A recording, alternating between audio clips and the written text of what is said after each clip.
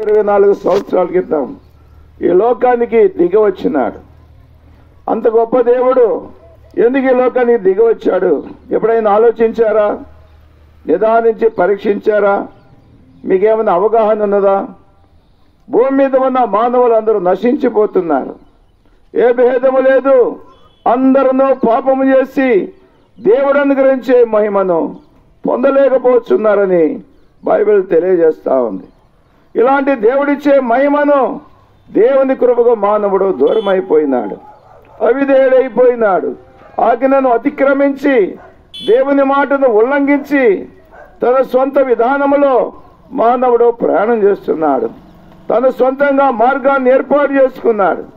దేవుడు మానవులను యథార్థవంతులుగా పుట్టించాడు. కానీ మానవుడు వివిధ తంత్రములు కల్పించుకొని స్వనీతితో దేవునికి దూరం అయిపోయినాడు. దూరం అయిపోవటమే కాదు, నశించి నరకానికి పోతున్నాడు, అగ్నిగుండానికి పోతున్నాడు, పాతాళానికి పోతున్నాడు. ఈ పోచున్నటువంటి మానవుని చూసి దేవుడు సహించలేకపోయినాడు, ఓర్చుకోలేకపోయినాడు. అయ్యో, నేను సృష్టించిన ప్రజలు, నేను నిర్మించిన ప్రజలు, నా ఆత్మను కలిగిన ప్రజలు నశించడం ఆయనకి ఇష్టం లేక ఆయనే స్వయంగా ప్రియమైనటువంటి వారులారా లోకానికి దిగి వచ్చినాడు. ఎలా వచ్చినాడంటే యేసు క్రీస్తు అనేటువంటి నామములో. యేసు అంటే రక్షించేవాడు, క్రీస్తు అంటే అభిషక్తుడు, యేసు అంటే రక్షకుడు. తన ప్రజలను వారి పాపముల నుండి ఆయనే రక్షించును గనక ఆయనకు యేసు అని పేరు పెట్టుదు అని బైబిల్ తెలియజేస్తా ఉంది. కాబట్టి ప్రియులారా, ఆయన ఈ లోకంలో 33.5 సంవత్సరాలు జీవించి చచ్చిన వారిని బ్రతికించాడు, కుంటి వారికి కాళ్ళు ఇచ్చాడు, మగవారికి మాటలు ఇచ్చాడు, గుడ్డి వారికి చూపునిచ్చాడు. అనేకమైనటువంటి ఆశ్చర్య కార్యములు జరిగించి మానవుని యొక్క పాపాన్ని తొలగించడం కొరకై తాను శిలువ మరణాన్ని పొందినాడు. శిలువ మరణము సామాన్యమైనది కాదు ప్రియులారా.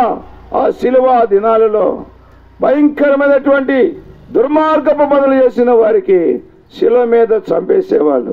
కానీ ఏ పాపం ఎరుగని, ఏ కపటము లేని, ఏ నింద లేని నిర్దోషిని అన్యాయముగా నాటి రోమీయులు, యూదులు ప్రభును శిలువ వేస్తున్నారు. కారణం, ప్రవచనమన్నది తన ప్రజల కొరకు ఒక వ్యక్తి చనిపోవాలి, ఆయన పరిశుద్ధుడై ఉండాలా. ఆ పరిశుద్ధుడైన యేసు ప్రభువారు నా పాపముల కొరకు ఆ శిలువ మరణం పొందాడు. తన యవ్వన రక్తాన్ని మనందరి కొరకు శిలువలో కాచినారు. ఆయన సమాధి చేయబడి 3వ నాడు తిరిగి లేచినాడు. తిరిగి లేచిన యేసు ప్రభుని మేము ప్రకటిస్తున్నాం, మేము నమ్మినాం. ప్రియమైనటువంటి వారులారా, దేవుడు మరణము లేనివాడని రుజువుపరుచుకుని, దేవునికి మరణము లేదు. ఒకవేళ మరణం ఉంటే ఆయన దేవుడే కాదు. అందుకని యేసు ప్రభు వారు 3వ నాడు సజీవుడుగా తిరిగి లేచి తన శిష్యులకు కనపడి, మరలా నేను తిరిగి వస్తాను, మీరు నా రాకడ కొరకు ఎదురు చూడండి అని చెప్పాడు. ఈ ఉదయం సాయంకాల సమయంలో ఎవరైతే ఆయనను నమ్మి ప్రభుని హృదయంలో చేర్చుకుంటారో ప్రియులారా, నువ్వు గొప్ప ఆనందాన్ని పొందుతావు.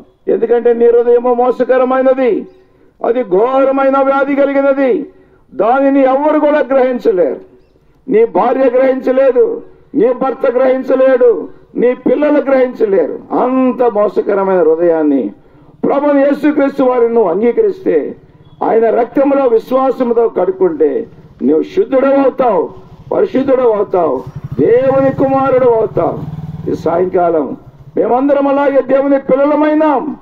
నువ్వు కూడా దేవుని బిడ్డగా నువ్వు కావాలని ఈ సాయంకాల సమయంలో మీ కాలనీలో, మీ వీధుల్లో ఈ మాటలు చెప్తున్నాం. నమ్మి బాప్తిసం పొందిన వాడు రక్షించబడను, నమ్మని వానికి శిక్ష విధించబడనని బైబిల్ తెలియజేస్తా ఉంది.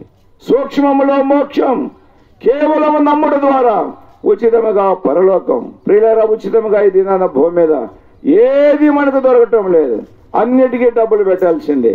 కానీ పరలోకము ఉచితముగా ప్రభును నమ్మితే ప్రభు నీకు ఇవ్వడానికి సిద్ధంగా ఉన్నాడు. ఈ మంచి సమయాన్ని, ఈ మంచి తరుణాన్ని పోగొట్టుకోవద్దు. ఇంకా నువ్వు ప్రభుని నమ్మలేదేమో, హృదయంలో చేర్చుకోలేదేమో, వేరే మార్గాల్లో నీ ఇష్టానుసారంగా జీవిస్తున్నావేమో, మనుషుల యొక్క మాటలే నమ్మి మోసపోతున్నావేమో.